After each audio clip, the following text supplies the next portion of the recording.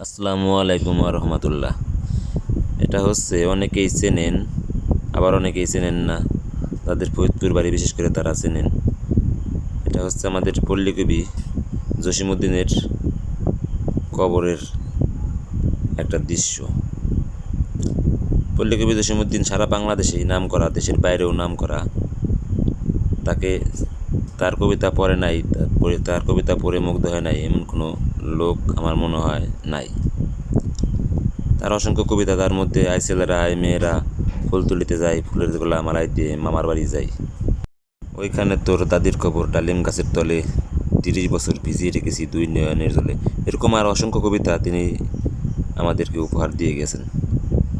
আমাদের চরম সৌভাগ্য যে আমরা তারই পড়শি হতে পেরেছি। তার বাসার একটু দূরেই আমার বাসা। দোয়া করি আল্লাহ যেন তাকে জান্নাত নসিব করেন, আমিন।